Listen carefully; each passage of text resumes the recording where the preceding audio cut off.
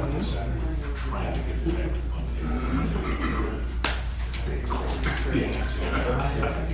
Yeah, there's not, that just not, I know. News is funny. No, it's kind of, I said, I'll just see out here front yard, it's just people watching and in the morning, they're gonna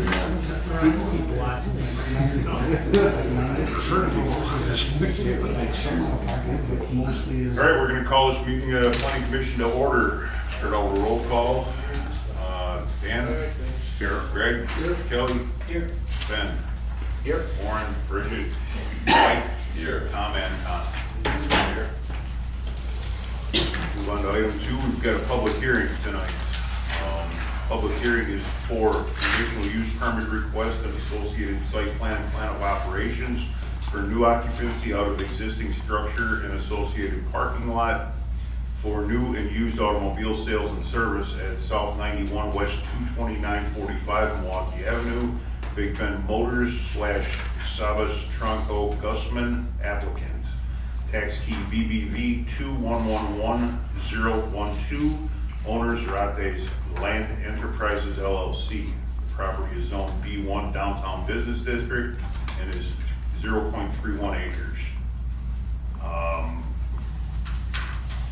We'll open the public hearing up now. Notice is hereby given that the Village of Big Bend Planning Commission will hold a joint public hearing on Thursday, August 25th, 2025 at 7 p.m. at Village Hall, located at West 230 South 9185 Nevin Street, Big Bend, Wisconsin, 53103. The purpose of the public hearing will be to receive public input on the following matters. 1. Big Ben Motors LLC, Sabas Tronco Guzman, applicant, requesting conditional use request to sell new and used automobiles in accordance with Village Code Section 16.38. The property is generally located southeast of the intersection of Milwaukee Avenue and Clark Street at South 91 West 22945 Milwaukee Avenue on approximately 0.31 acres. Again, parcel tax key number BBV 2111012. Ben? Yeah, so the applicant supplied the proper application. After review of this and discovering with the clerk that in 2021, a conditional use permit was approved for this property. The hours of operation are slightly different from the 2021 approval. It looks like there are some conditions here. I don't think the clerk has any site plan information on this from 2021, but it talked about providing for a lighting plan. It talked about dumpster enclosure location, screening plan for landscaping, and there was no information on that. So as staff goes, we like to present this to the public for a chance to have the opportunity to review and comment should there be questions or concerns. So the applicant has described that they want to run a new and used auto sales and service facility here. The section code 16.38D4 talks about that. It talks about anything to be displayed as only cars, light trucks, or similar street vehicles. And it talks about any equipment is on the outside is expressly, or materials is expressly prohibited. And so it has guidelines within there contained with A through G subsections. So it looks like on the certified survey map on file as well, there is what we call a site or vision corner. Site triangle. It measures 60 feet back from the intersection of both the county highway and also state highway, and you connect those points 60 feet back. There shall be nothing parked there or structures placed there, so that would have to be observed for this property. That's section 16.11. And screening talks about in section 16.16 along the east property line. It does look like for this property does abut a single family residence. And so as such, a planting screen, landscape fence, or combination of urban plantings at least 6 feet in height along the side, abutting or fronting a residence shall be provided, but nothing is there today. So I want the Planning Commission to consider that, and keeping in mind it was approved in 2021. I do not have the approved plans for that in 2021, but I know the applicant might be here tonight to help address any questions or concerns they might have on some of these conditions that are being expressed tonight. So with that being said, this is the public hearing component, correct? Yes. So I'll stop there, and then when we get into the regular business, I can go over a little more detail on this. Very good. Is there any public comments?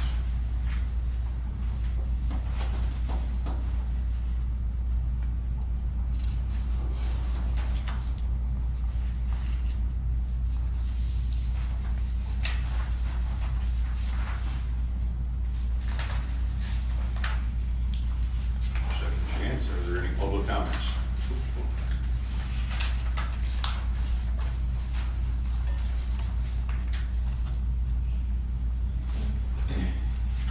Third and final call for public comments.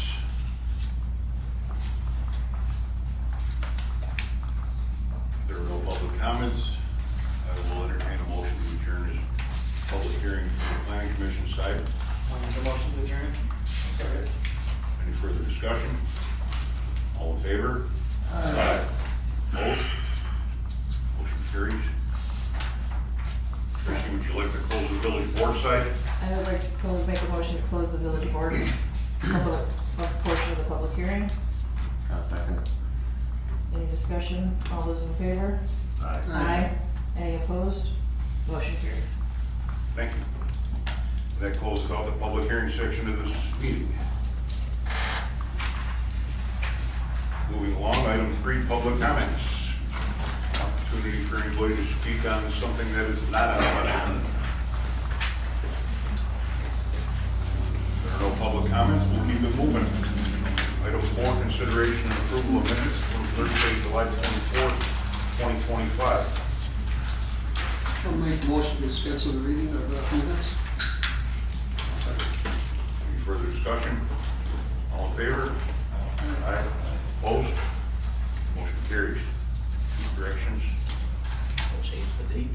And the date, and Mike was absent. Mike was absent. Was here in spirit.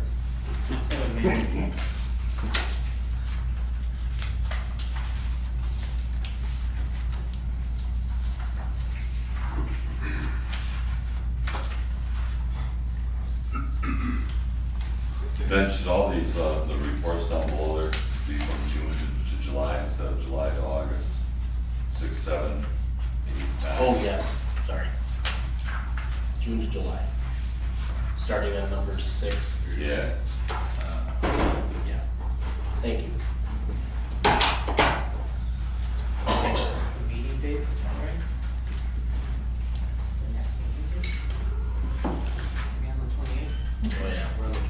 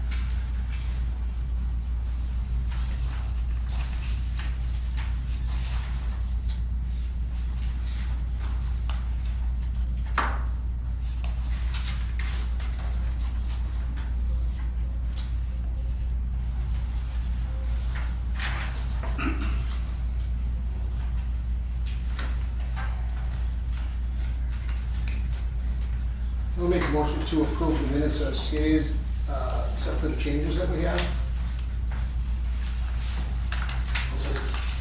Any further discussion? All in favor? Opposed? Motion carries. Moving along, item 5. Sub A, review, discussion, and possible action of site plan of operations for not new occupancy of existing structure and associated parking lot at West 229 South 9145 Clark Street.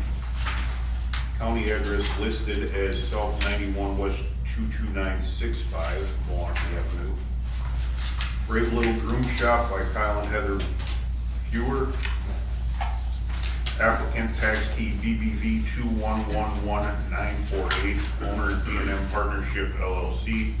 Property is zoned B1 Downtown Business District. Property is 0.33 acres. Ben. So, I think you're the applicants here. That's us. Nice to meet you. So yeah, we have the request here from Kyle and Heather Fewer. Did I say it? It's Ford. Fewer? Yes, Thank sorry. you. Sorry, it's okay. So yeah, we have about a third of an acre lot. It's B1 Downtown Business District, and as such, this use is permitted. The structure they want to operate out of is about 832 square feet, 26 by 32. It currently has a gravel parking lot surface area that is shared with Paul's Cafe, which is a restaurant next door. The applicants have supplied a line sketch of the interior finish, which appears to show about 4 grooming stations. That's what it looks like. So it's one table, but there'd be like a bathing station and then my rooming table, so. Drying kennels would be towards the back because we want to keep the dogs separated from each other for safety. Okay. Wash bay, interior restroom facility, and a receptionist area? Yes. Seems like, okay. There are no plans to improve the exterior parking lot surface or no supplied plans for signage at this time? Not at this time. Okay. And the engineer may have some separate comments, which I think she brought with her tonight. If you want to go over those now? The only comment that I have is in regards to the plat survey that we had from our clerk. It shows a proposed asphalt parking area that was, never came to be, but are there any proposed parking changes? Not as of right now. Not as of right now. So just so the commission knows is that typically by ordinance, we require a paved parking lot, but have made exceptions in the past. So that is a consideration for you guys if you'd prefer to make that exception or, continue on with the, requesting that they get it paved, a hard pavement. Anything else? That's my main concern. So the proposed, again, like I said, the dog grooming use, it's not specifically listed as a permitted use, but in the absence of such a use, in section 16, one may utilize a similar use to refer to in determining such a use is a permitted or conditional use. So staff considered the service establishments, such as barber shops, beauty salons. This would be akin to that. I mean, instead of a human being groomed, this would be an animal, but it's, in a sense, same kind of service. Pursuant to guidelines, permitted uses are permitted following review and approval by a site plan of operations by the Village Plan Commission. They have supplied their application, they paid their fees. So again, regarding section 16.16, the parking section, I just wanted to bring the attention to, it looks like there's an existing adjacent use to the property, I think it's Chubby's Cafe. They share this parking use. It looks like they kind of use it in conjunction. So I guess, which usually requires 1 space for every 2 employees for the restaurant use. I don't know how many tables are in there, but one thing to think about as a commission too is, are you okay with this as a gravel configuration, or do you see a need maybe to have the owner, maybe not the applicants, but to put a condition on here that the owner may, have to reconsider this, and prior to them moving in, or within 6 months or a year of them moving in, consider redoing something so that it's a better situation. Another thing I wanted to point out, the 1 parking space for every employee plus 1 space for every seat table in each establishment would be warranted. So you can grant relief of that. Otherwise, if you were to count the tables in that adjacent use for the restaurant use, you could, get into expanding the parking lot. So I don't think there's much space to do that here in this case. And finally, the surface of the parking lot was brought up by the village engineer. And the one thing I would point out is that ADA standards call for at least 1 stall signed and marked on a hard surface. The example I give is somebody in a wheelchair may not be able to navigate gravel or aggregate surfaces with a cane or something, or a walker. So you could require at least one parking space and the adjacent space to step out onto for accessibility. You could require that only to be paved and signed appropriately and allow the rest to remain gravel. You know, again, within 6 months or a year of granting occupancy of the site plan of operations, something to think about. To be in compliance with state code standards, which is always a good thing. Hours and days of operation, they have 2 employees, with no real details on numbers of customers at any one time. I'm sure it'll vary, but with hours listed as Monday through Saturday, 9 to 5. And so no company vehicles will be kept on site with outside advertising parked there overnight or anything, okay? Site and building modifications, again, no exterior alterations are proposed as part of this project. The applicant has not proposed signage, so we'll place a recommended requirement that any future signage conform to the Village of Big Bend standards, and zoning review shall be required prior to the building permit application process. So in other words, we just want to green light it before you move in with your sign. Understood. So with that being said, staff would go into the recommendation. If you're so inclined, you do have the autonomy to approve of a site plan of operations as a plan commission. So if you are so inclined to recommend approval, I'm providing 7 conditions of approval. The one amendment I had when I looked at my own conditions here was number 1. I had Monday through Friday, 9 to 5 on number 1A. That should be Monday through Saturday from 9 to 5 as a condition. So I just wanted to point that out. If you catch something else, let me know. I have in there too, number 3 to highlight. You can choose to remove it if somebody is so moved to do that. Is the property owner install a hard surface ADA compliant parking stall with proper signage no more than 3 months following approval in a location nearest the public entrance to the building. If you feel that's overkill in this scenario, somebody could say without condition 3. I just thought I'd point that out. And with that being said, I would want to have the building inspector and the fire department also walk through the building, as part of the occupancy. That's a condition. Yeah. So that being said, those are the 7, unless there's questions.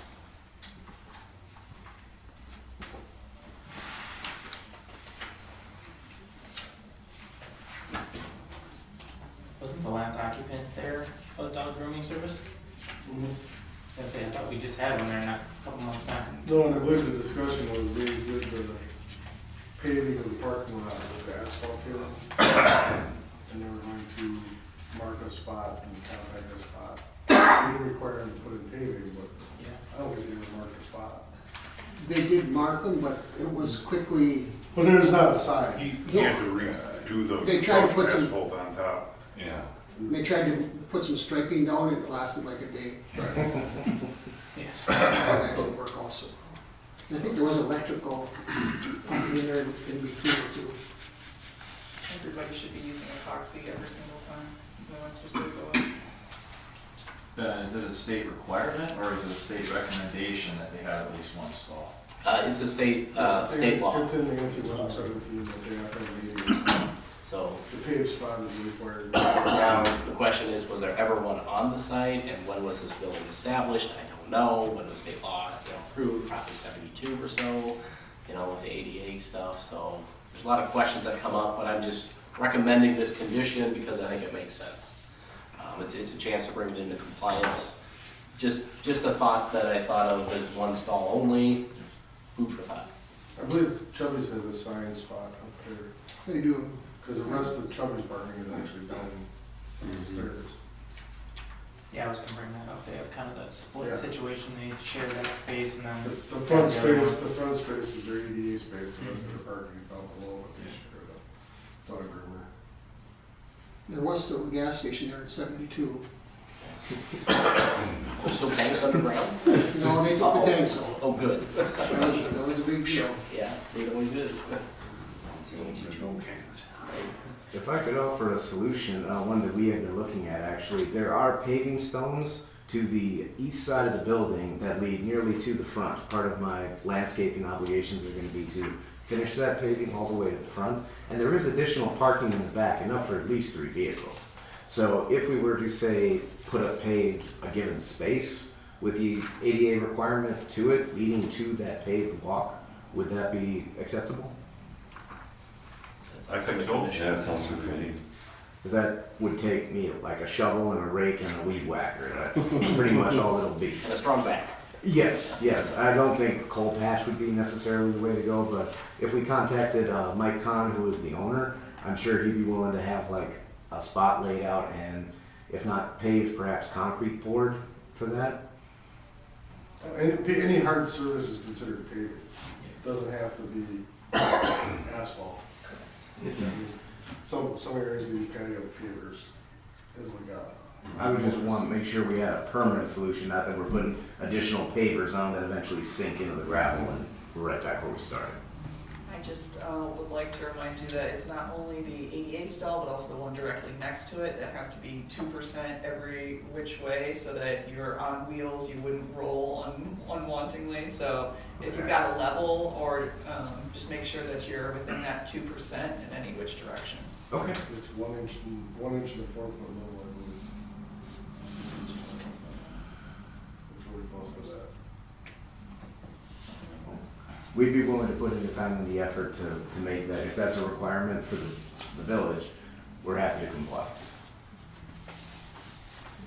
Does a 3-month period seem reasonable? Will this be an upcoming? Well, to be perfectly honest, we're just getting started. She already has a clientele list a mile wide, but would 6 months be acceptable? Just so we get our feet underneath us and make sure that we have the funds necessary to make this happen. If we Which can, are to about February. Yeah, I was I gonna was say. gonna say, the weather's Yeah, not warm up there. Yeah, in 9 months. So we're either looking at 3 months or 9 months, or everything. You're talking about next spring. 9 months puts you at March, April, May. That'd probably be more realistic. Yeah, I Okay. think Does so. that work for you? yes, Yes. that would definitely work for us. Give me more time.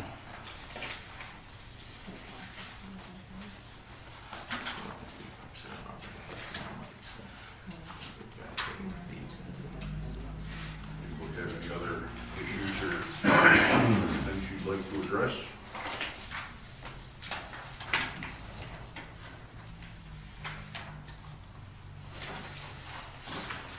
I just have a quick question. So is there like a dumpster enclosure already on the site? So, there is a partial fence between the the west facing side of the building and Chubby's itself. So any garbage or refuse we have is pretty much gonna be there. We've been tentatively promised that we can throw stuff in the dumpster that's currently servicing Chubby's just because the owners are friends and they've given us that permission. I thought I would mention it for the benefit of the commission too, you know, in case there was a question or concern about that.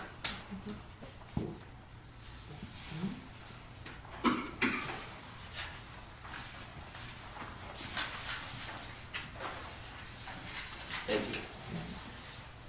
you. Is there, just a thought, I wonder, is there a dog relief area that you can designate for people that, you know? Yes. You have clients or that you have something for cleanup or whatever there? Absolutely. There is behind that fence, there is a grass plotted off area. And any animal waste we would bag up and dispose of properly. Yeah, you can kind of see it a little bit in the aerial view, but that aerial is old. Yeah, I highly recommend having one of those little can stations or whatever. Oh, absolutely. The 2024 area. Yeah. I say, like, even that fence isn't accurate now to what it is, you know, so. It's better. changed. Yeah, it's better.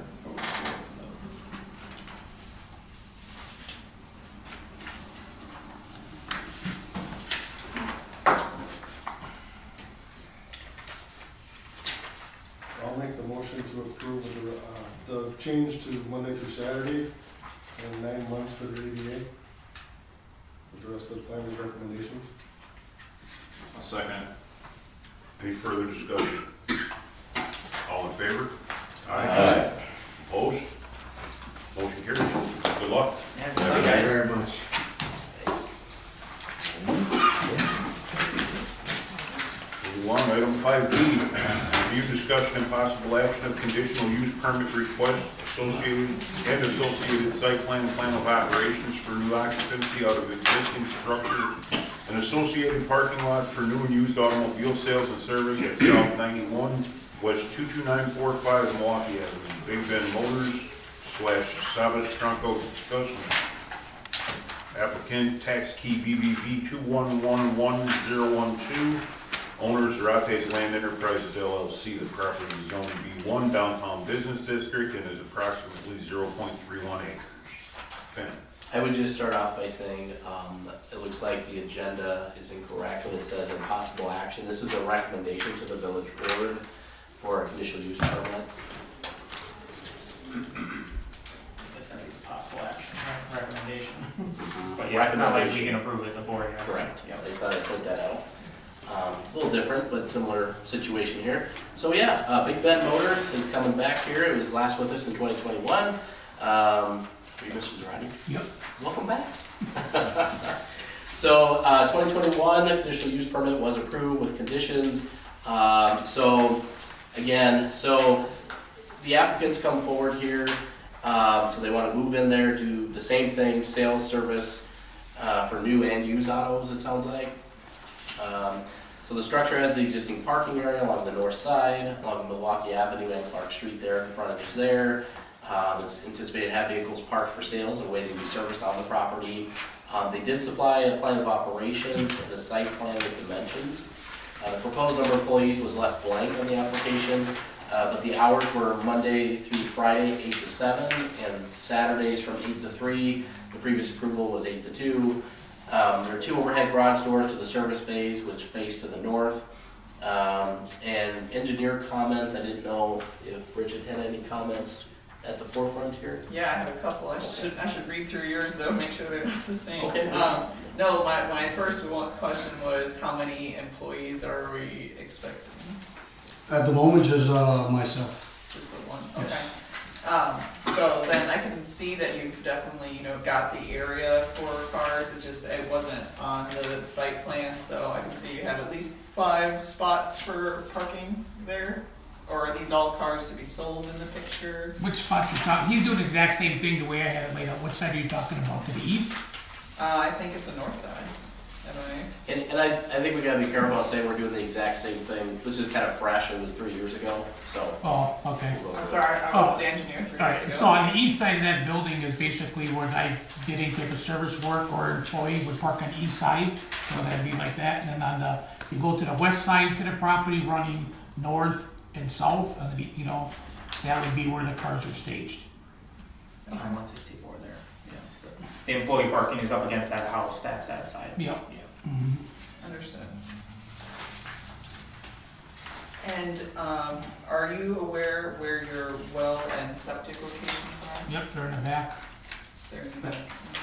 Okay. Nowhere's near. Those were all my questions. Very good.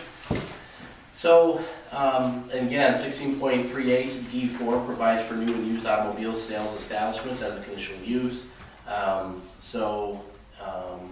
With that being said, it provides conditions A through G. I think your request may have helped formulate some of that.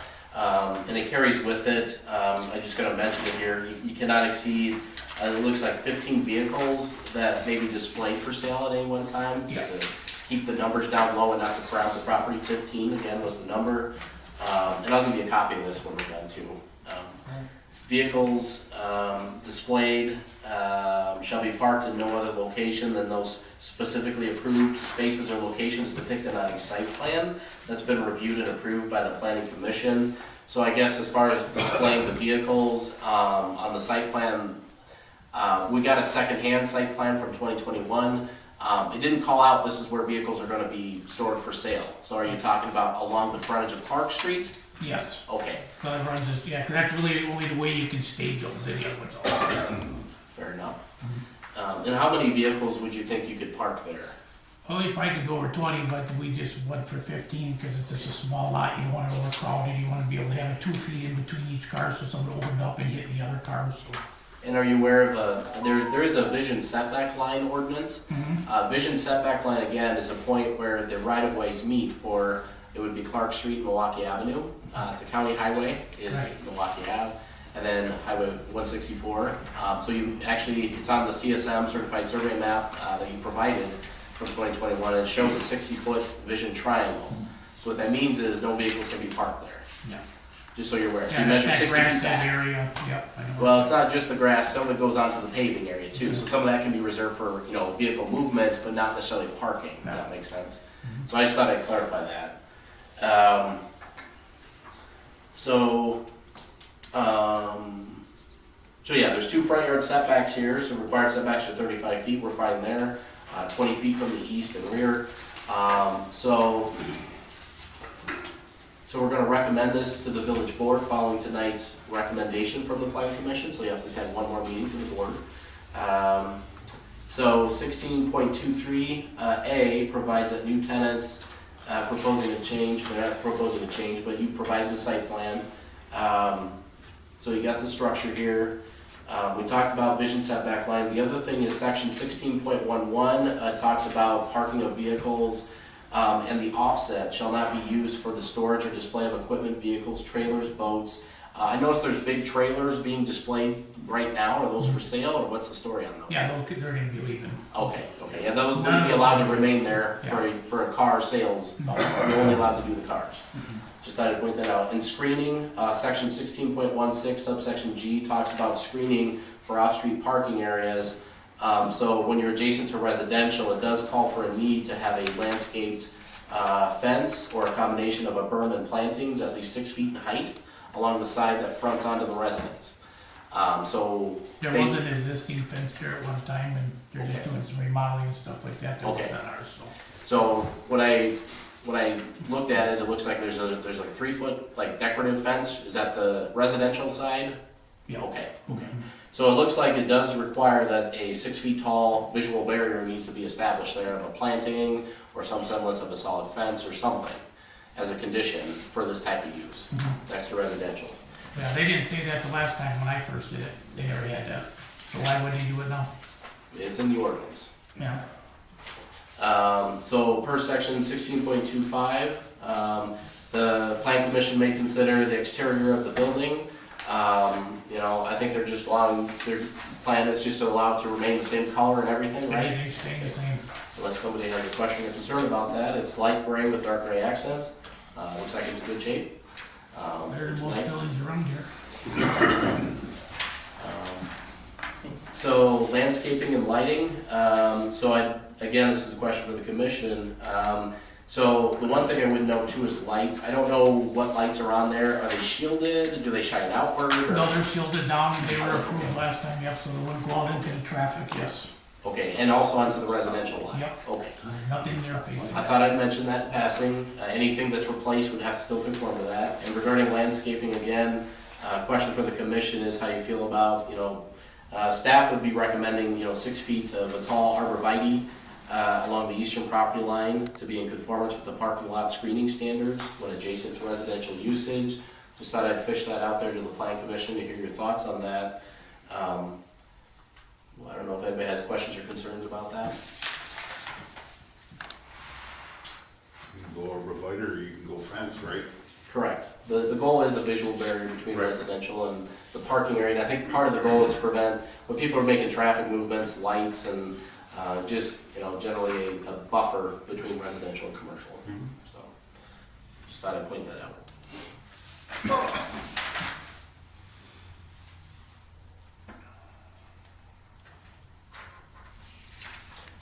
Maybe when you're thinking of that, I'll just go into the recommendation section of my staff review. If you're so inclined to recommend approval, I did provide some conditions of approval. Basically, there's 11 of them. A lot of them are pretty standard. And again, number 8 would be talking about the screening. I was recommending arborvitae because over time, usually it lends itself better to less maintenance. With a fence, it falls over. You have to paint it, scrape it, replace it. You could ding it with a car. So that's why staff has that in there for consideration.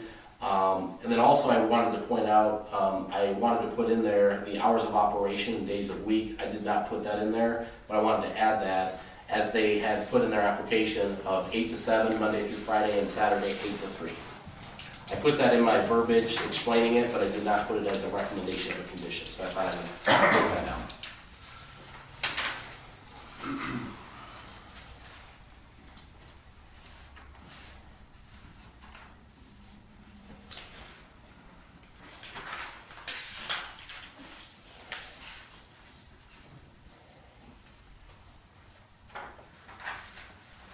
I guess I have a question for you. Did you have a designated handicap stall with signage? Yeah, it was on that one side where the, I think where the concreted area there was. Okay. And moved up. As far as when you're saying like arborvitae's back there, a fence, now if you look on it, and it's been there forever, there's a barrier that goes right across through with the concrete and the steel, so you wouldn't go into the adjacent property. So you get onto the other side of that property, that's actually going into on the east side, that's actually gonna be into the neighbor's property, so there is no property line to put a fence, or we'd have to get permission from the owner to say, hey, we don't have a problem putting some arborvitae's up there. So your pavement goes right up to the property line? Yep. Okay. That clarifies that then. We're stuck with a fence. You can't put a fence. That's up to the There. commission. Yeah, So, and I think that's been like that forever.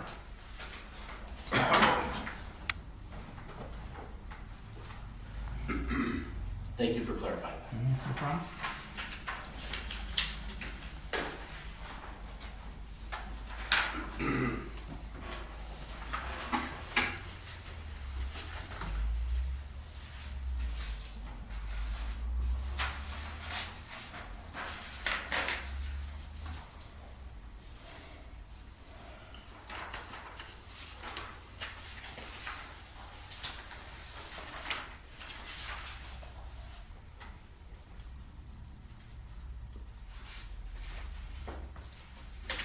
Well, since there's nothing really gonna change about this business whatsoever, I think it's kind of a slam dunk here. He's made the building look really nice. And I know a lot of people were a little bit upset when he was moving out, so I think to get another guy in here to take over that is certainly beneficial to the community.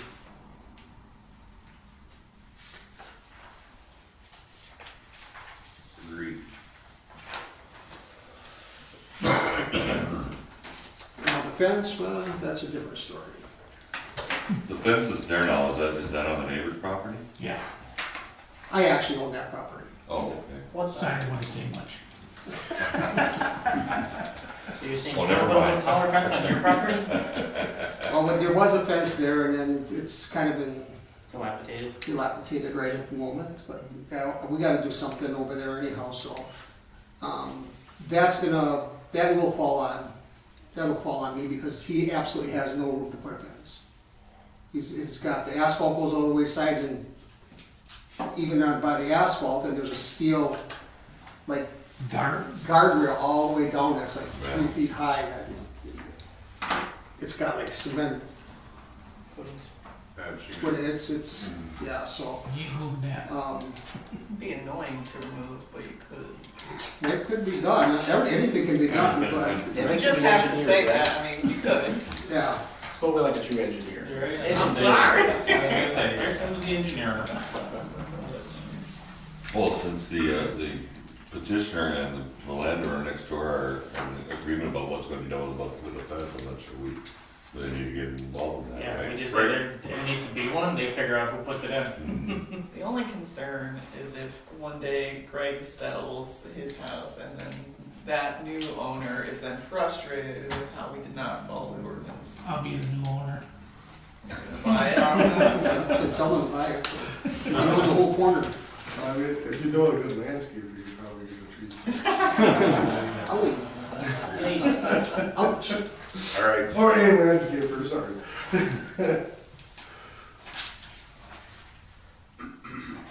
There will be a fence there one way or another. Yeah, we've talked like that quite a bit, so. So the question is, how does the plan commission kind of, unfortunately putting it on the property owner, to put it up, like, how do you feel about that? If you don't feel comfortable with that, you can remove that, but you're stuck with not following the ordinance and, a few years down the road, it is what it is. I just thought I'd put that out for the record. Can we make a recommendation, put a timeline on? I mean, working with the adjacent property to, I think timelines are very clumsy, they're hard to enforce, it's not recommended. Not on something like this. Because if nobody puts one up, how do you go after them? And nobody wants to go after anybody. Could we just come to an agreement between the two of us, who's gonna pay for it, and just make sure it gets done? Yeah. Heads or tails? Two-sided point. Like I said, there's no, it's been there for like that forever, and no one's had a problem, obviously, with it in the past, but, we go right up to the property line here, unless you started cutting off and cut the asphalt off it and shortening the lots is the only way you'd be able to do something like that, because they're set back to put fences. is this something we look at as like existing non-conforming? It's a new conditional use application, so it's opened up the door of opportunity to apply today's standards, so. If you don't want to, technically it's not following the ordinance, but Plan Commission has a little bit of leeway here on the rationale and reasoning on why a fence would not be needed here. I mean, I would agree that doing something is what we should do, but because of the property line and the issue, I look at it as, what's there is existing non-conforming, but it's not like you can bust out, You could have to bust it all out, that would be, to me, is a lot of expense. A lot of expense. When you could coordinate your neighbor to put something in. Yeah. And the thing is, they didn't recommend it the first time when that gravel looked, I remember how that place looked. And the money that I spent to get it graded and the asphalt that I put into it, then it should have been addressed at that time of setbacks before I spent all this money in asphalt that I'm not willing to start tearing up to shorten it up to put a fence up, ain't gonna happen. Right. So, So you were saying a timeline isn't recommended, but currently there's a fence, but it needs to be replaced. It's in poor condition. So if we, But the fence isn't on this property, right? That's the challenge. yeah, We're talking about this property. right, The onus is on the The owner. business property side for the obligation to screen per the ordinance. sure.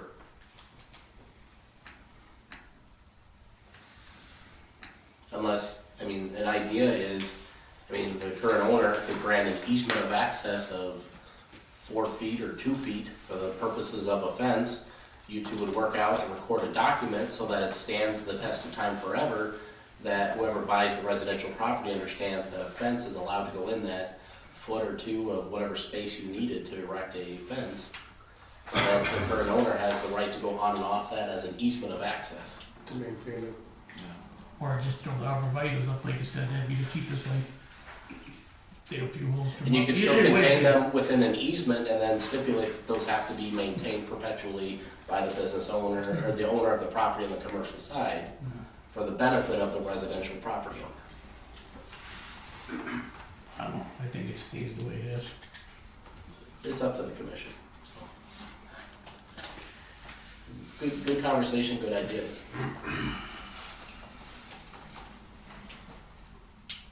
All for safety's sake, there is a 3-foot guardrail there now. Yeah, So there's not gonna be anybody driving accidentally on adjacent property. yeah.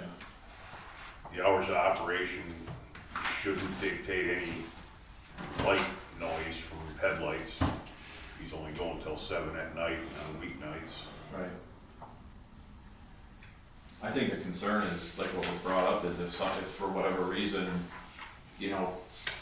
Greg wins the Powerball and buys an island somewhere and sells all his properties, and now someone's gotta deal with headlights and no fence or no arborvitae's or whatever. And the only thing I always bring it up, only because I see it all the time, is just how you set precedent. If you don't do anything about it, or you don't recommend it, or you don't allow it, that means you open the floodgates for anybody to have that exception in the future possibly. So, There was a fence there though when he paved the lot. yeah. I think the agreement to give them a couple feet, even if you give them a couple feet and they just plant arborvitae there, would be Well, perfect. that makes sense. I mean, that solves everything. Then you don't have to invest a ton of money in fencing Sure. and that. You split the cost for the trees and makes everyone happy and makes the ordinance whole, you know, The easement definitely future-proofs it. I yeah, have no problem with that. yeah. Prior I just to looked, the- there's a dashed line on the GIS photo, is that an existing utility easement or? Could be a phantom property line. Okay. I don't know.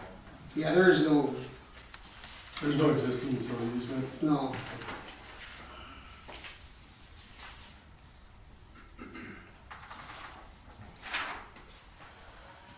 Although I don't know, as far as their timeline, as far as how quick they wanna get going, you know. This has gotta get in pretty, like I said, the only thing holding up the license, cause it's gonna take 2 more months for him to get the license, so we gotta get this approval and signed off to get it into Madison, and Madison probably, it depends how fast they are, 1 to 2 months.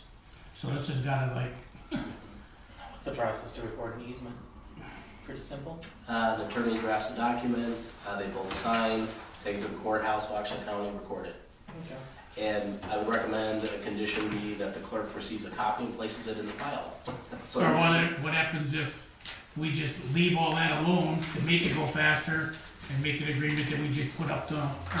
Well, you don't have to take care of that before you move in, it's just a Right. condition of approval. Oh. We can condition it that within So much In time. 6 months. Right. 6 months, 9 months, you know, that's popular, because Well, that's that warmer neat, season. great, Let that be taken care get of. those dug in there. Spring. Well, you don't have to maybe even, I don't think you even have to have it planted, it's the fact that you plant it within a certain time frame. Yeah, 9 months or something, yeah. But the easement, you'll be working on that, you don't have to do that before he applies for his Right. permits, does that Yeah, make we sense? just need to. It won't slow you up with the permitting stuff, just. does that affect the house that's out there now being too close to the lot line then, or is it still, you still have that same lot? It's an easement. You don't lose your property line, it's just. No, So the easement's just, The only question is, what's in there today on that side of the line? Do you have cable lines or anything, natural gas lines, no, nothing. underground electric? I don't think so. Okay. Call diggers just in case. Double check. That's what I do. Yeah, oh, you do, okay. I don't do nothing with call diggers, trust me. I had to say it with a camera. Just a question, is the access, is the septic on there, that, The septic's in the back, in the rear yard too of that. There's nothing on the side at all. so, would that impede the access Oh, for good your point. septic, sir? No, because they go through the driveway side to Okay. pump it. That was just a question, yeah. Good point, yeah. That would, I mean, as far as that, I don't see any issues with that.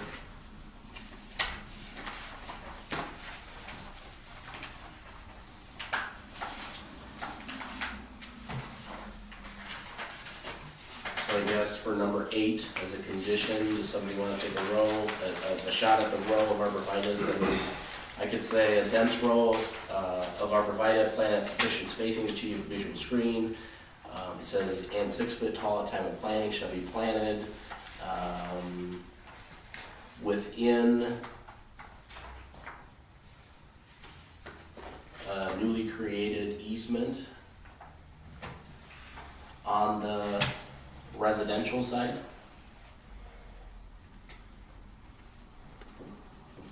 Of, what's an arborvitae spacing need for full growth? 5 feet? I thought when I did it up north and I had to do it at the rest of down here was 6 feet, 6? you know, That'd give you enough space for it to grow out a bit. otherwise they choke off. Is that correct, Green? That's all right, 6 feet? I don't know, I'm not the landscape. He's not a plant guy. Oh, man. I didn't know so. But you know somebody that does. Should I call Jamin? I think we can safely say 6 feet. I think it was 6 feet. And then if you need to trim it up Yeah. once in a while, so be it. I mean, that's my opinion. So it would read, again, and 6 feet tall at time of planting shall be planted within a newly created easement on the residential side. I'll put on the private residential side of 6 feet wide along the east property line adjacent to the residence. Does that clarify where it's going on the private residence side, 6 feet, and then within 9 months? Sure.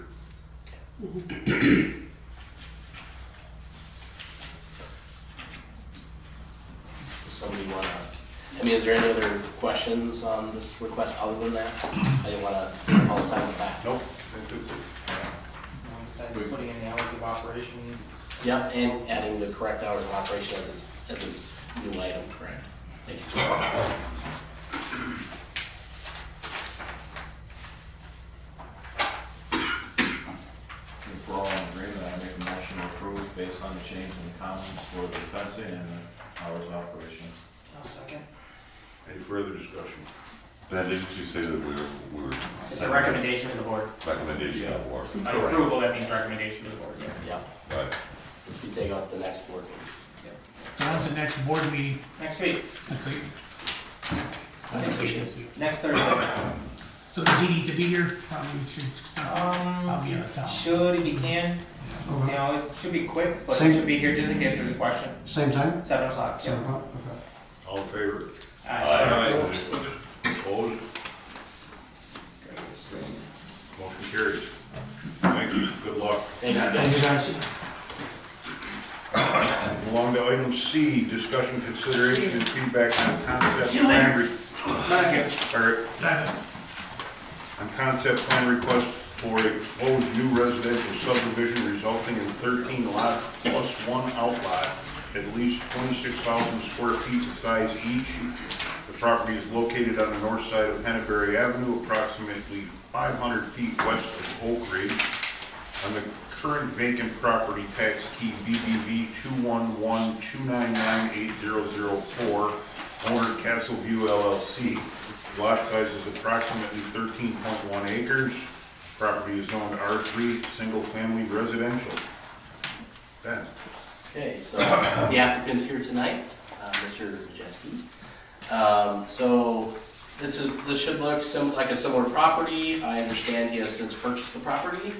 He's undergoing some extensive research into the property. He's providing this for some feedback from the commission. For those of you that kind of remember, this time it looks like, are we looking at 12 lots, it looks like, correct? So, 13 total? there's 13 on the first sheet, and then I printed off the second one that they just got me on Wednesday that has 14 plots to it, based on road length and what you guys would allow. So what you handed out tonight is the new one showing 14?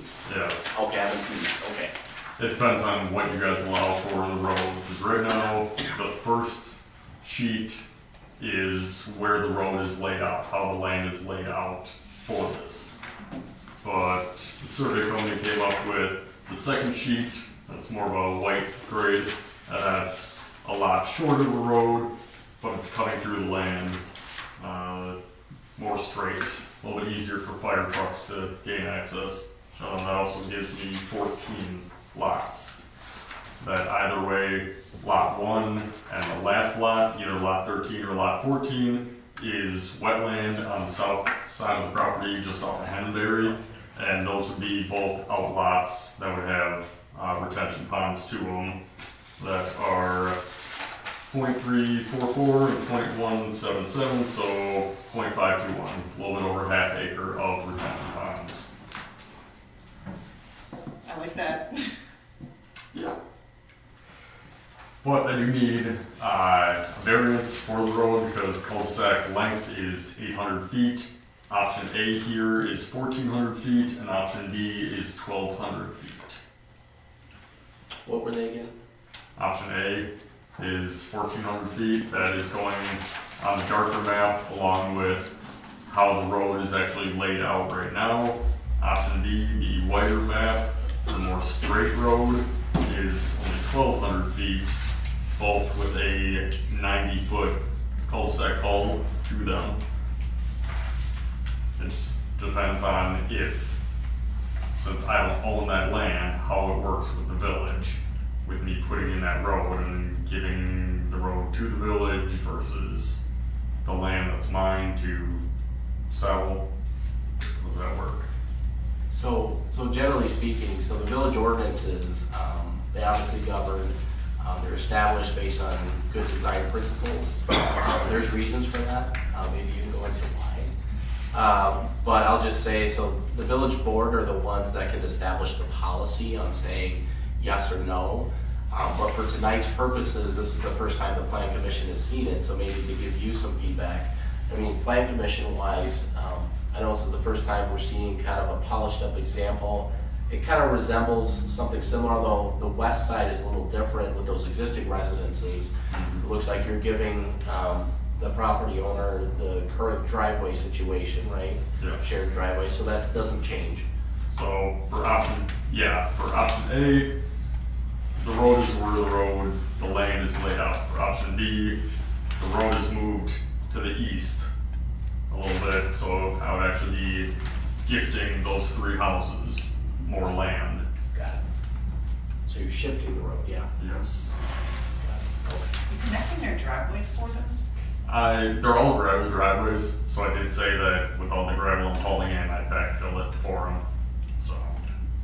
So there's 1, 2, But the northmost house has trees where the road is going through on option A, and this way, option B won't have to rip out 8 pine trees. She got. Oh, I was already gifting her land, a little portion where she has a shed on it. Yeah, she's not the nicest. I've talked to family members about her, but it's great. So this isn't my PSA. I do also have a question on that, which everything was supposed to be submitted 2 days ago for next month's plan. So why is that? I need the answers from tonight to be able to submit, or have a survey company submit. so you're planning on doing a preliminary plat? Mm-hmm. Okay.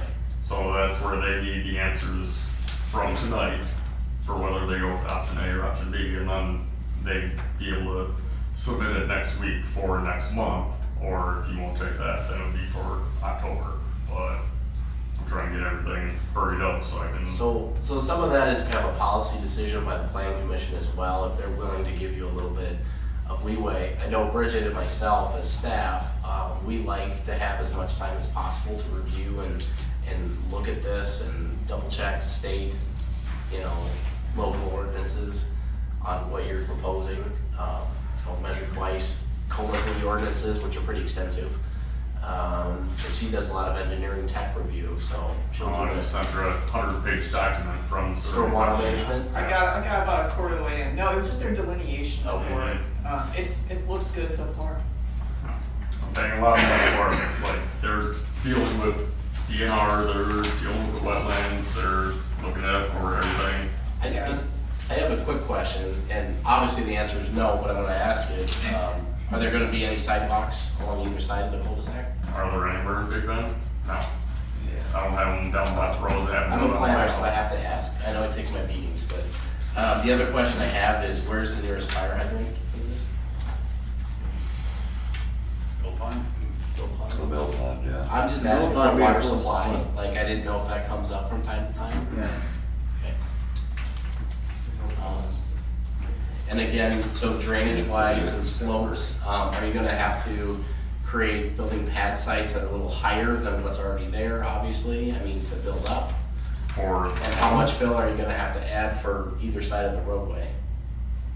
that, everything slopes down towards Henneberry. Goes from 825 feet down to 795. And then, so I've actually talked to the realtor across the street for Ripplebrook East, and they said that they actually reduced the price on their lots because their land is lower than mine. So they had some problems where they wouldn't be able to have basements in them.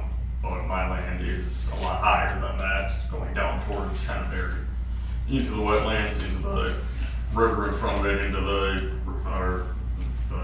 ditch in front of it, as well as a ditch along the east side of the land. And have you talked about who maintains Henneberry Avenue, and will Big Bend maintain this roadway? I'm assuming we will. So that's where I actually am hiring an roadway attorney. access. Yeah, I'm hiring an attorney and talking about all the documentation that I need,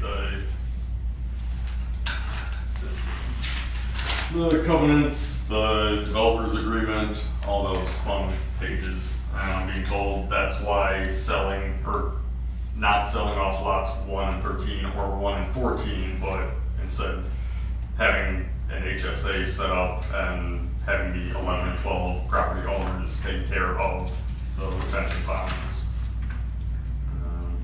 That's very typical, yeah. Yeah, And get me involved early as you're drafting your developer's agreement, because we've had issues in the past that I'd like to avoid this time.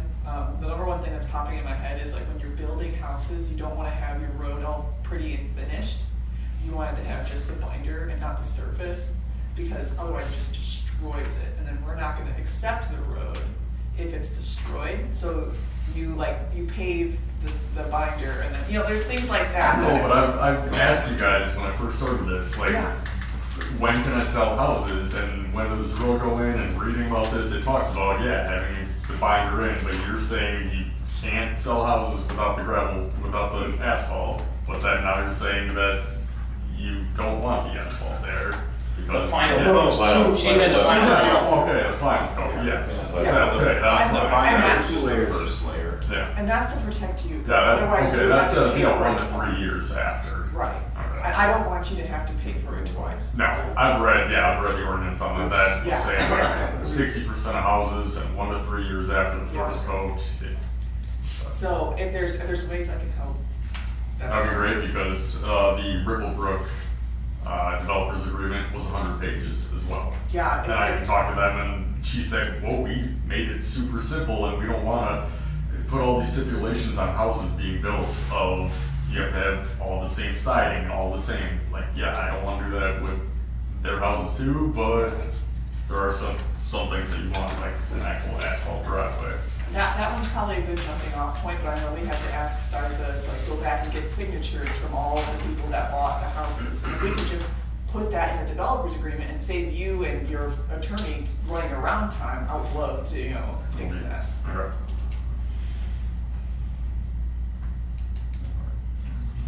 I don't even know what tangent we got off on. Were you reading comments? So in a nutshell, so this hasn't changed, it's changed a lot since the last time we saw this, especially with the introduction just tonight of the Exhibit B, which Yes. is the first time I'm seeing this, I have a lot of questions. He literally gave it to me Wednesday.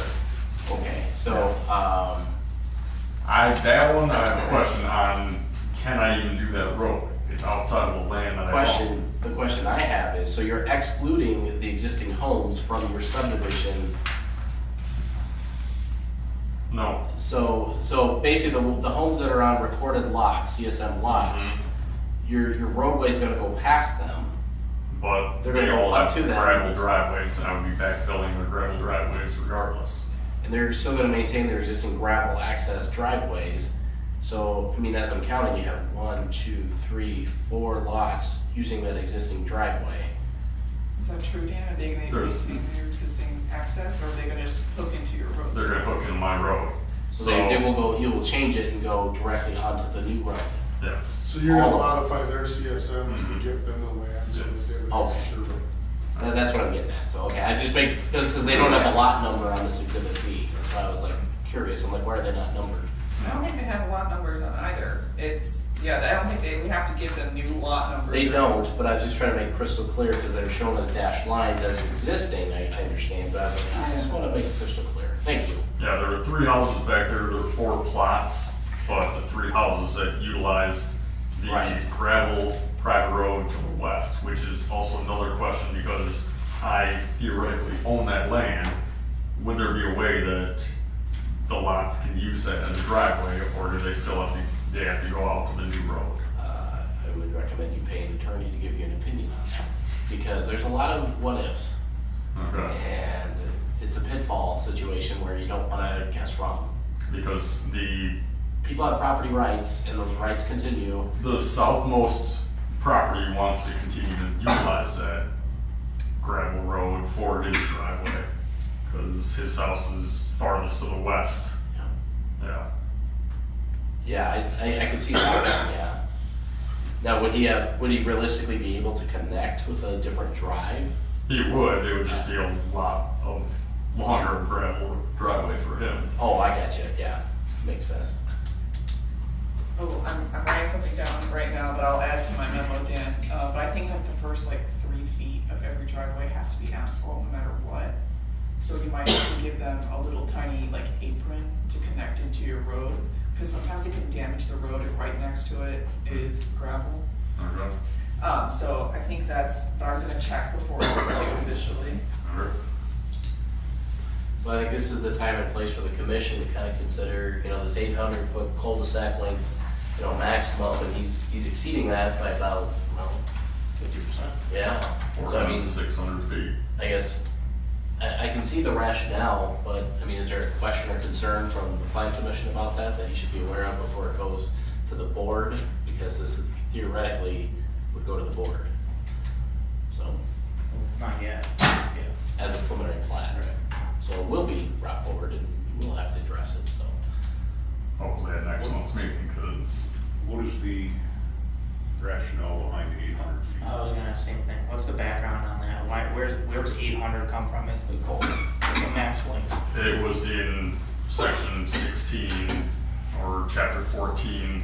I read it in there. I even went through Vernon for theirs, and theirs was only 600 and at a max 1,200 feet. And I had to get theirs changed for a cul-de-sac as well. Bill, do you know anything on that? Is it fire access? Why it's limited to 800 feet? Well, what's the length of that road to start up with? His plan A is 1,400, his plan B is 1,200, and our Oh, ordinance this is says. 1,200. Yeah, this one's a 1,200. Okay. We have enough 5-inch. If we had a house fire at the far end by a cul-de-sac in that area, we have enough 5-inch to lay that down, and our main source of water would come off of Hanover. You understand what I'm saying? So we'd have to have 2 pumpers there and so forth. We would have water supply with no problem. It all depends on what fire he has, or what size, what the conditions are. So I guess I'll just chime in to say, I just did a quick Google search, and in a nutshell, it's not a hard, fast rule like a state requirement, but it does look like it's rooted in some kind of a Wisconsin DOT traffic control document that talks about desirable 800-foot buffer space following an entrance ramp before another traffic maneuver. So in other words, it's predetermined that, and it's also envisioning that if you're going 800 feet down a street, a wide enough, it'd be different if he was asking for relief of a cul-de-sac, turnaround radius, which he's not, so that's good. We're gonna have the proper size for maybe we'll require like a wheel path tracking of the Which largest. this is 90 feet that they have on here. Is it supposed to be 90 or is it only 66? I would just question, I don't know what the standard is. 90? 90 feet. And Okay. as long as a wheel path, usually a CAD person could do like a wheel path track maneuver of the largest fire truck we have to make sure it'll maneuver it okay, I think we're fine. Yeah. Because that's the intention, right? Like you want the bolt big enough that it Yeah. can turn around. Do a turnaround, right? And I think that's the gist, and going 800 feet down a street is the question versus 1,200 feet, which is almost, a quarter of a mile, isn't it? 5,280 is a mile, so, you're going 1,000 feet, that's a fifth of a mile, so. It's just using your mindset of, is it okay to have a street length that long with no way out? Like if, I don't know, God forbid, both lanes are blocked for some reason, is that okay? I don't know. And when the It's just a cul-de-sac, the question. cul-de-sac I'm on is gotta be 1,200 feet. And So it generally it's can work. It's not, and we have the 66, the smaller turnaround, Okay. and the issue is the garbage truck, he's gotta back up. So, trash day, you hear the back alarm, that's all I would say that would be an issue on that. What people do sometimes is they require, if they're gonna grant this variance, sometimes they grant like a dead end sign. Those aren't required in most culverts, cul-de-sacs, but you could do that such that people don't try to go That's a down good that idea. road. Because they might have the vision, because they can't see the end of it, they have a vision, it's a cut through street, and they get to the very end of it, they're like, oh, and they have to turn all the way around and go 1,200 feet, So that's like. It happens, people don't have GPS. That's $100 fix to something like this, not redesign it again, Dan. Don't they have signs at the beginning of the road saying no outlet, Yeah, Usually. period? So some of it is just, just I mean, if saying, it's not a, to me, as if a it's policy. not a fire department requirement, I think they're gonna meet the standards for the minimums, and I don't generally have a concern about it. I just had to bring it up that he's requesting it, and the board essentially would have to sign off on it during the preliminary plat phase. So I just thought the plan commission could chime in, bring it to the board next week too, share with them, I don't think that's an issue, get your preliminary plat working. You don't need the blessing, I don't think, right now, but it might be good formal procedure. Don't we have to see the plat before the board can see the plat? Oh, yeah. That's what I'm saying. Oh, We okay. need to review it, but That's what he's saying, he's hoping for next month's meeting, Yeah. and then go to the board after that. So I don't think we're that 1,200 actually, feet should be an because issue. I'm looking to actually market these in October sometime when the farmer fields his corn, because he said end of October, beginning of November. So I'd like to actually market them and then sell them sometime in the spring and get the road put in the springtime. and what's your phasing plan for the lot sales? Putting it all in. I've got a road guy that is fairly coming in way cheaper than the survey company quoted me as. Even Tracy gave me Wolf Paving that did a local road here and said that they were about half the price of what the survey company said anyway. So Go with the Wolf. either Wolf or landscaping buddies, whatever company, an actual like road companies, a few of them. So. Yeah, if it helps, if it's someone that you maybe hasn't done something like this a lot, you can always show me like mixes and things like that. He and has. help me. He's put in the retention ponds as well. Okay. So either him or Wolf is the two options that I have. Okay. And so, and if you could repeat for me, again, sometimes a little slow in the uptake, but I'm also trying to take minutes. So regarding the existing gravel drive that goes up and accesses those lots, they're gonna be reconfigured so they all have direct access, correct? Yes, to the new road. Yes. They all will. Yes. or are you gonna need? Same thing with the easement, because I've seen that on some of your emails. The easement goes away when the new road goes in. So they will all be touching and utilizing the new road. It's just the southwest most that is a Bordeaux relative that he wants to continue to use that road. So it's a future fight that I'll have. But if you guys say no, I'll tell them we'll try to do a longer gravel driveway for him. If yes, I'll reconfigure this that lots 2 and 3 don't actually touch that, and only he can. So for my end, I would recommend that he connect to the new road. Yeah. Because it's clean, it's neat, and he'd have a better address than trying to find him for pizza delivery service or whatever if he kept his existing address. That's just my Pizza opinion. delivery or like life-saving medicine, either or. The pizza guy can't find you, the ambulance can't find you. One of the houses looks like it's gonna fall down anyway right there. So option A or option B, or doesn't I matter. would leave that to you, I mean, Okay. it's kind of, Because I just want to know, because I don't own that land, so even if I do option B then, where it's more of a straight road, then what happens, like I gift the land back to the village, and I get some land.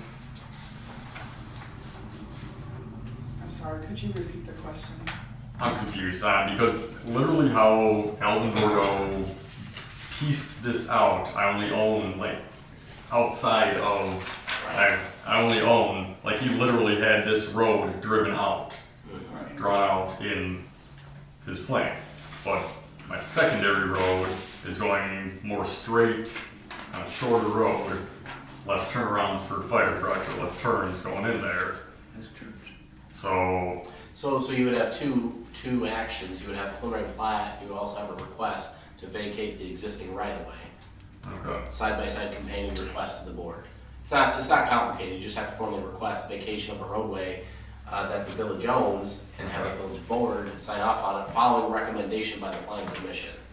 okay. And you could take care of that before the final plat.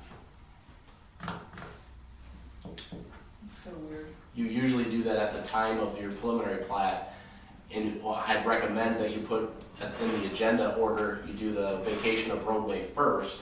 So the plan commission would review and recommend to the board on vacation of public roadway, I don't know, recorded whenever, however we describe it, and then go into the preliminary plat, and then same with the board actions. You waive the road first, and you can overlay the new plat on top of it.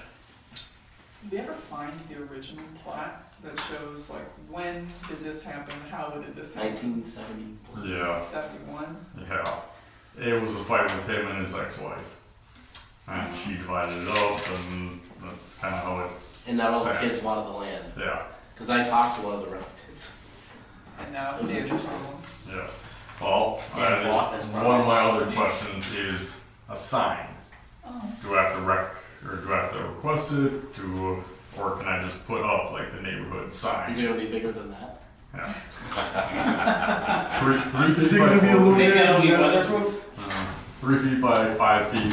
Some like little Sorry, I landscaping had to- around it or something. I already got a cedar 4x4s, and I even charted them.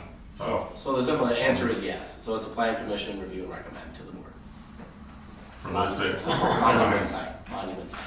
Okay. It's a new ordinance. Alright. It's a punch list. What I would about focus- naming the road? I would focus on your plat first. Oh, I bought the wood and I charted it, I'm ready to go. I know I just need it's a CNC cutter. I would pay your attorney first. and then Yeah, that you too. sign. This one's a lot more expensive, $375 an hour for this one. Yeah. Do you have like a list of comments? Did you go through them? Right? I It's a lot. I have a list of comments, I didn't go through them. It's in my staff review. A lot of them are the same from the previous request, they're all pretty vanilla. Talked about the wetlands, he's done that as far as delineate those, which is very important. It talked about basements because, high water table, if it exists, it's probably recommended, you don't have to, but it's always recommended to put that on the plat. Well, I'm doing perk tests for the whole thing, and everything in the north was great, worked out, but they're coming back after the corn is harvested for the southern part, because there was a lot of black soil, and he said that he would more than likely have to do like a 10-page report, send to the state, that the DNR involved in it. But, So you can put homes with basements there, however, sometimes it may not be recommended for obvious reasons. It's just so saturated. oh, driving around after the torrential rain, every other farmland had standing water, this one did not. Yeah. It's good. And naming the road, is that another request at some time? That, I think you do that. It's part of the with preliminary development plat. agreement, right? Well, Plat. you can show it on the preliminary plat, and also you have to check with Waukesha County, emergency management to make sure you're not duplicating. I would highly recommend you double check. Okay. Name it Wonky Avenue, there's hardly any of them. I'd go for Wisconsin. I'm just gonna go with my son's name and do Leo Lane. Oh. I think you'd call it Bordeaux Lane or something, or Bordeaux. Right, well, that's why I got Bordeaux Fields, but, Oh, Bordeaux Fields, that's what it is. yeah. Yeah. I Yeah. got a list. I saw that, you sent it at 6:34. I know. I was trying to go through all of your data, so I gave you the best that I could. Well, to be fair, we got Exhibit B literally at the meeting. I was trying to go off the data you sent me the other day. Okay. And I also found a report that I mentioned on my last memo. That was for Ripple Brook East was the last time we talked about it. So what this is, just for the planning commission's information, it's a flood analysis. So for the 100-year flood, that's what you design for when you make your little ponds, right? Yep. There's a ditch near you though, behind a lot of these lots, that based off of this old report, could get very, very full at that 100-year flood. So, I mean, this is old data. I've got a reason why, I've got like 6 reasons here why it's old data and things may have changed. So like there's different rainfall, you use different hydrology model. All of this will mean something to your engineer also if they have questions. So basically what I'm recommending, and I sent you what the old one looked like, is for while they're doing their pond analysis to also do a 100-year flood for the whole property and see where that ditch gets to. Because I don't want any flooded basements, And based off of old data, it's too close for my comfort to recommend, just go for it. So when Naomi, who was my predecessor here, recommended this for Ripple Brook East, he said, no, thank you. And we said, okay, we will not make you update it if you get a letter from the DNR saying this is like the best available data is what they say sometimes. And say, forget about it, we can see that, you know, you've got this old data and technically it does not overtop that ditch. So because it's so close though, I recommend officially update it. I think it's the best thing for the people that you're selling to and future residents of Big Bend.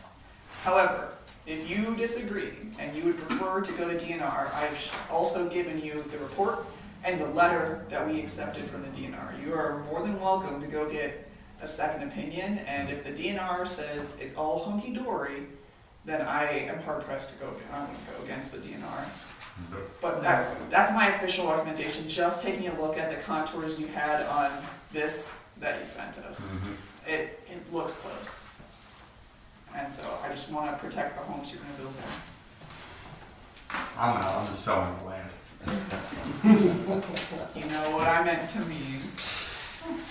But that's like the big one on this. Otherwise, there's like little things like don't forget to give me your permits. Don't forget ponds. You say they're on 1 and 13. And it says don't build on wetlands unless you ask the DNR and you get that permit, and it says very specifically. After talking to a family that have built numerous homes, and they said they would not buy a lot, even if I combine 2 with 1 and 13 with 14 or 12 with 13, they said they wouldn't buy a land with a pond on it or a wetland or something. Because then it's their maintenance, and I see what they're saying when they like the maintenance to be So shared. I'm giving up 1.3 acres, but some money. Yeah, I understand. So no, I'm giving that to the neighborhood or whatever, however it's termed, so that 1.3 acres of wetland and the ponds, and then they'll be maintained by the 11 or 12 properties in that HOA. Yeah, and then the other thing that I recommend, I gave you 2 options for how you could do this, but when I have wetlands in the backyard, I have actually seen people, they buy their land and then they just take a big dump truck full of dirt right in the wetland. That's illegal and not allowed. So I recommended 1, make an outlot, another outlot that goes all the way back that 10-foot setback. Or you could make sure that when you are platting, you have an easement on the back of those saying they cannot do anything in there. Please do not put a dump truck of dirt, that's illegal. Just something because not a lot of people can recognize a wetland now. There's more qualities to a wetland that can get them, you know, noted as one than what people are picturing in their heads. So they're like, it's wet back there, and fill it in. And that would be a detriment to all of their neighbors and nature. So the DNR does not like that so much. So easement's probably the easier way to go. Some people like to do an outlot.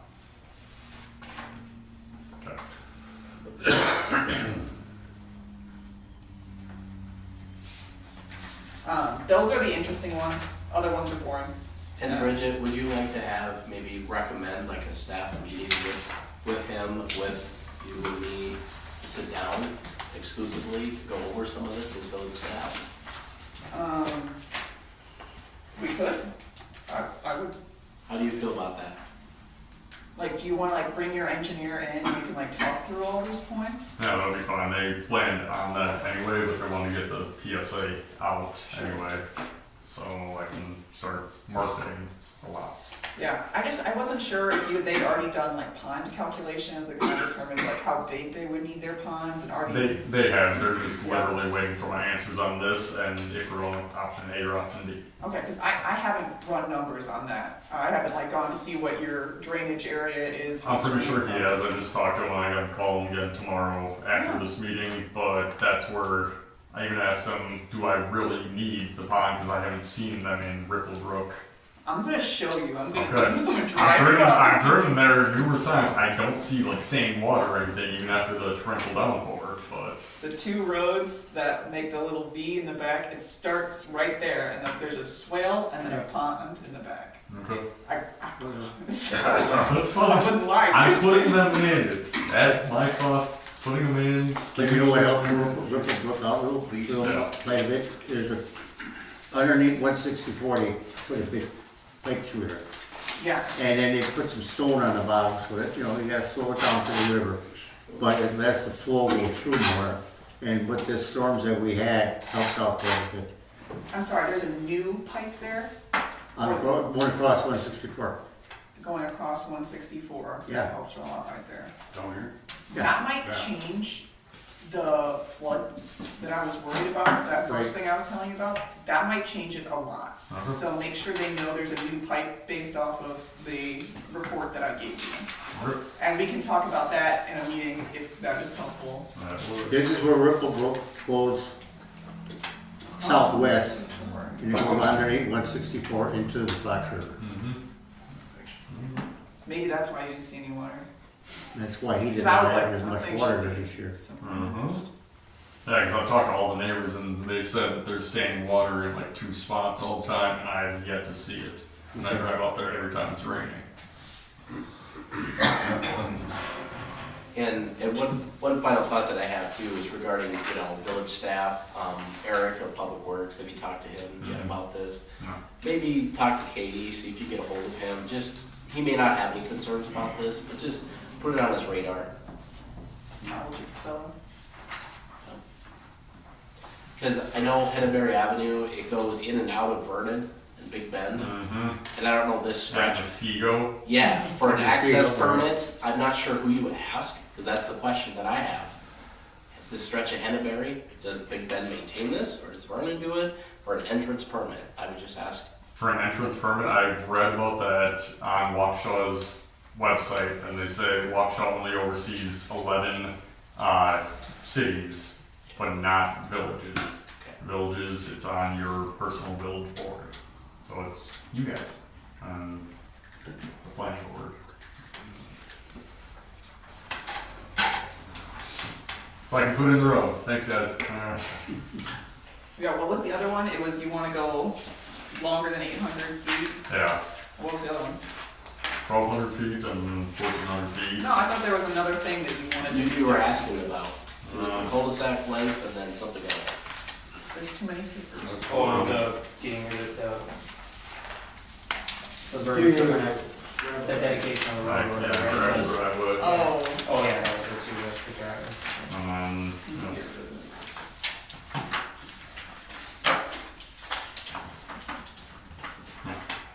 Naming the road, a light post for turning, does it need a light? It gets a light, they have one at each of the new developments, and I think they'll just continue on the path for any other So, subdivisions that you come know where up. the turn in is? And does We Energies do that, or? Yes. Yeah. Okay, You'll pay for the pole and they usually install it. alright, I'm going, They just found it going at Henneberry and 164, like 2 days ago. Yeah, pretty recent. I'm gonna bury the electric and gas and high-speed internet cabling anyway, Do it all at once, dig one hole. yeah. I'll go to the road stone. So we'll wait to see the preliminary plat, and as staff, we'll wait to, hear from your people on. Is that something that if he submits it next week, like I'm calling my survey company tomorrow, if they submit it next week, can I get on next month's? Or would I have to wait till October? I mean, to be fair, it's up to the village president, I think, to allow for that. Okay, I'll go talk to Tracy. That's my what I neighbor. would do. I would feel more comfortable with that. I don't wanna make that call, so. Okay. If Tracy asks me, I say 2 weeks, please. Yeah. I've got a lot of reviews, and whoever comes in, I just put it in the back and I go from the front. We don't wait for Big Bend items, believe it or not. We have other projects we're working on, so. Not me, I only think about it. That's what It looked like option B. She's in. You like option B better? I give you a good staff. It's 200 feet less of road that they told me that if that would go off the survey's price for a road, that's 100 grand savings. True. And it's 14 plots instead of 13. So, I like the straighter road too. It's smoother. A lot easier for the fire department also. yeah. Just thinking about Bill, that's really what Yeah. we're doing Plus, here. it's more to the east of the houses, so I don't have to lop down 8 pine trees Yeah. that are 8 to 12 feet wide and 15 to 20 feet tall. And that's all just leaving. Yeah, I was just leaving for that neighbor. That way she doesn't attempt to sue me, is what I'm being told. You've done some. I'm friends with another Bordeaux, so I hear everything that is said about it. Blessing or a curse? Yeah, first being in a small town.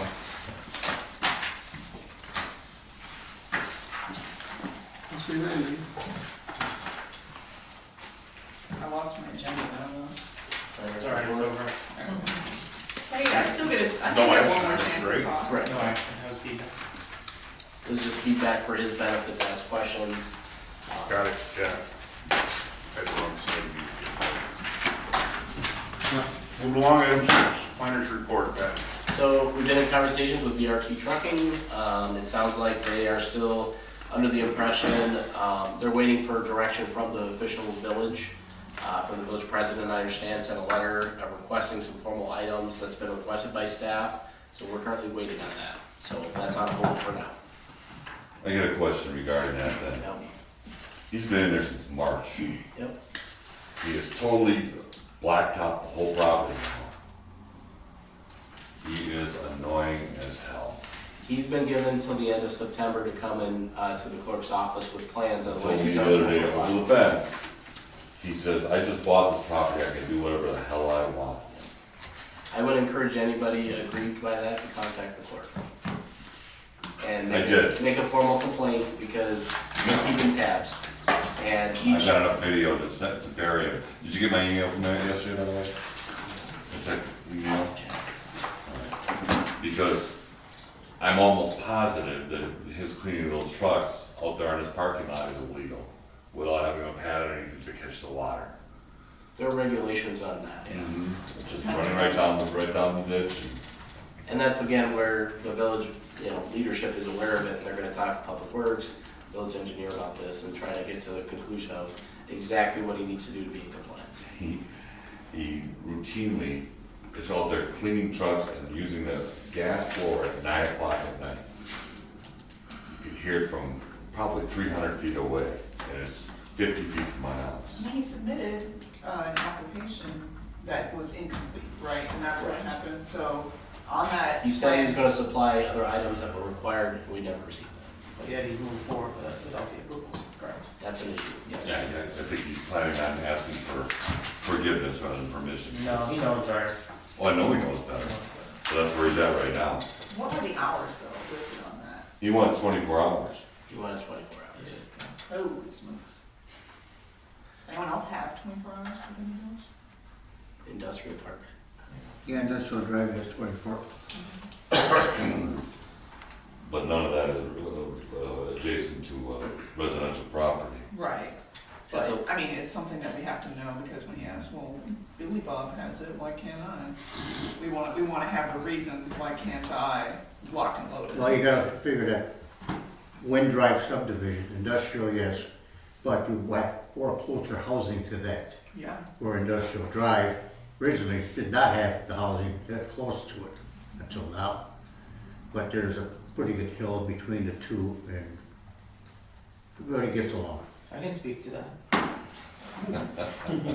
right? There's no hill. There's no hill by me. Yeah, you don't have a berm. He stands I have on a one berm. side of the fence, I have and a I'm berm. on the other 8 feet away. Yep. And he tells me what he's gonna do and tells me to go to hell, so. So that's my update. And that's not being negative. Moving along, item 7, fire inspector's report. Bill? Okay, we're going on with inspections on the second half already. The thing that I've been looking at, like tour through the village, is that in certain areas, there's a lot of weeds growing high in industrial park. So I got on some of the people that were involved, they took care of it, and that's taken care of. I got one more place to get, and they will take care of it personally themselves, no money towards the village. So we got that taken care of. We had National Night Out, that went quite well. A lot of people came, seeing what we have here in the village. And, what else do I got? Oh, October 4th, tractor pull. We're gonna have that, that's gonna be the last one, the last event in that park. Other than that, that's all I really got. Outstanding, thank you. You're welcome. Anything from Thanks, Jason? I have nothing. Okay. You would have to talk to you. No building inspector's report, we'll move along to the engineer's report. I've had a nice busy month. I've approved 4 more houses in Ripplebrook East, and then we have been working with the mixed use office. You guys remember that, the dentist? I got their letter of credit all situated, so, and then just released their zoning, so that should be getting and going. More than just their erosion control permit, Jason should be able to do what he needs to do their building permit now, so. They got rolling quick, the dirt. Yeah. Moving things around, sparked a whole lot of questions around, like everybody's like, oh, what's going on up here? Yeah. Jumping to conclusions and making up stories, and it was fun. Strip club. Whenever someone asks, I always say Taco Bell. It's Taco Bell. Right next to it. I don't know.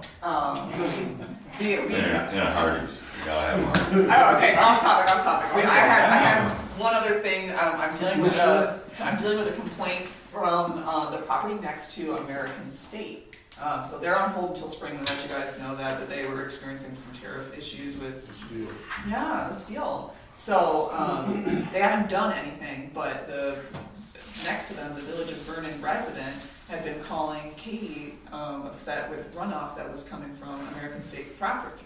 So I've talked with Jason, and I've been out there, and we're working on finding a temporary solution until when they construct in the spring. They'll have that nice big pond and a berm and whatnot, so most of that will go away. I'm thinking that 1, it was a crazy rain, and 2, they didn't plant this year, over the past 2 years, I think they said for certain.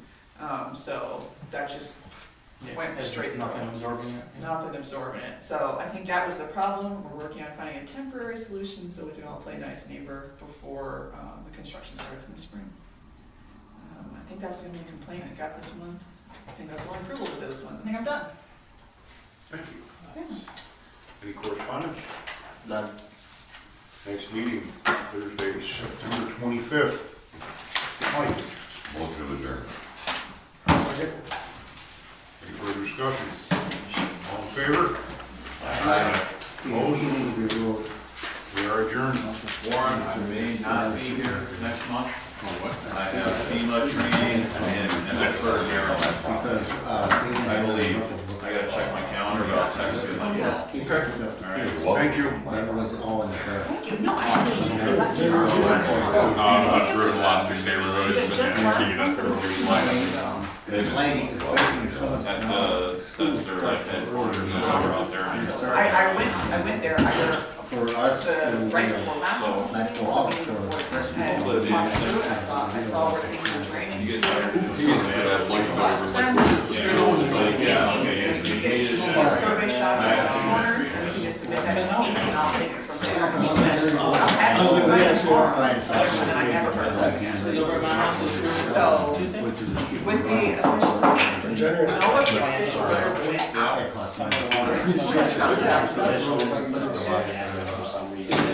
He said it went out, the wind drive address, but there's no. I think she said it was 7 for John supervising around. Okay. So, I mean, once they have the notice to, you have to do these things before a certain time. It's like, nobody thinks of this. With all the storms and rain and everything, we've been, they haven't done it. But right now, Well, Everybody going to.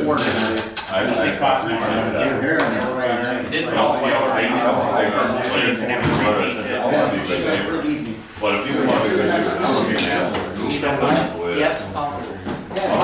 Well, exactly. The other night, they were really because I heard that they weren't supposed to. Sometimes. Yes. You guys just want. Okay. Would you mind, please? Thank you. Why, can't you reach it? No, not even from a chair. But Some of us are don't vertically start challenged. yelling at me, though.